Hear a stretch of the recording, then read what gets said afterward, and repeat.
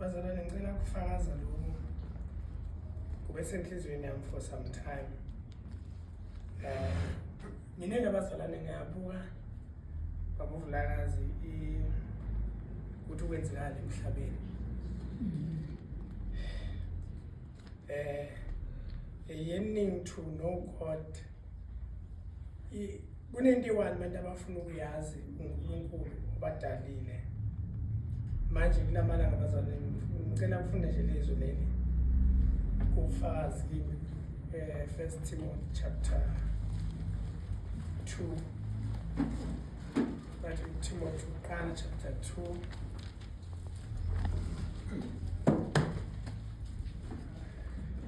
verse 3.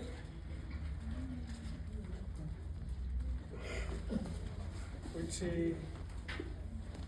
Timothy chapter 2 verse 3. Uthi la ukufunda ngesizulu. Lokhu kuhle uyabongeka emehlweni kaNkulunkulu, umsindisi wethu. Abazalwane basalifunda iku-New Testament bazalwane. Abanye bafuna ku-Old Testament. Iku-New Testament, Timothy chapter 2. Uthi lokhu kuhle kuyabongeka emehlweni kaNkulunkulu umsindisi wethu. Verse 4. Othanda ukuba abantu bonke basindiswe bafinyelele ebulazini iqiniso. Ngokuba munye uNkulunkulu, munye nomlamleli phakathi kwaNkulunkulu nabantu, umuntu uKristu Jesu.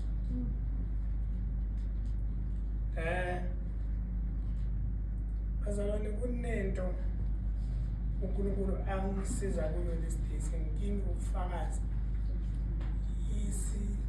imfihlo yesambulo sokumazi uKristu. As a boy uma ngikhula mina ngikhulele endaweni la ivangeli lingashumayelwa khona. Angizange ngibe nalenhlanhla ukuthi nginkonzweni bazalwane abantu bafakaze isithule sikandaba kushunyana ivangeli. Ngikhulele endaweni emnyama Amasford. Uma ngabe kube nenkonzo kabili noma kathathu noma kane uma bekaningi ke ngonyaka kunenkonzo lapha kuzoba nekwata lapha kaNkosi lapha kwaDladla into enjalo bazalwane. But kunalento le eyalethwa ubhuti wakaMtono wasindiswa wayesahlala naye lapha emaplazini.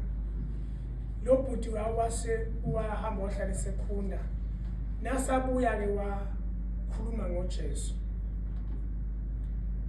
I swear impilo yami I was caught, then I gave my life.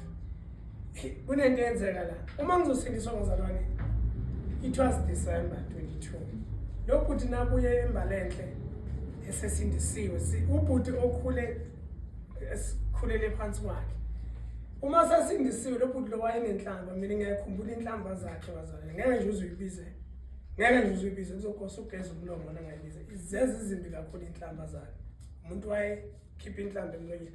Kodwa umabuya bazalwane sashumana ivangeli. Sabona lo muntu ishintshile.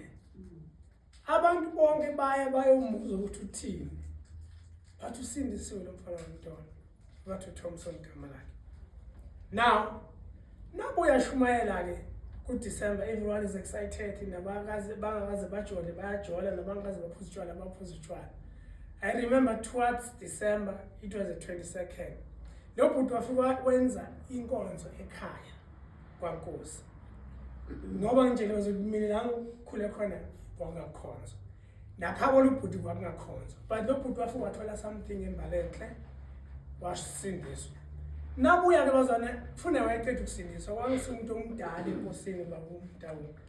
Kodwa wayekhuluma ngoJesu ukuthi umsindisile nobad. Then wenza inkonzo ekhaya.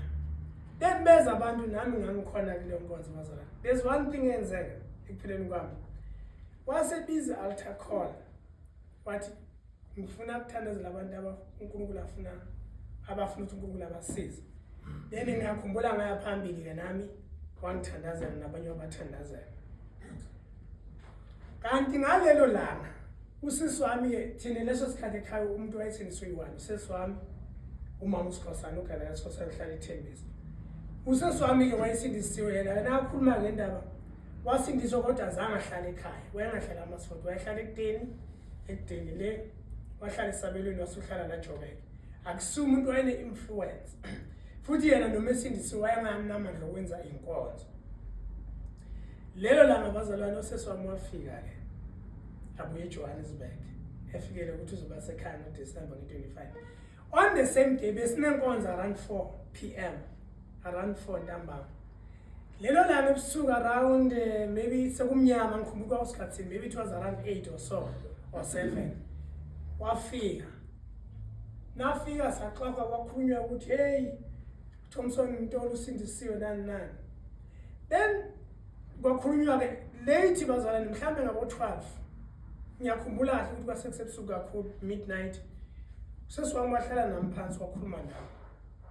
And naye ukhuluma nami nje indaba yensindiso because uze ukuthi uThompson bekashumayela la ekhaya usindisiwe.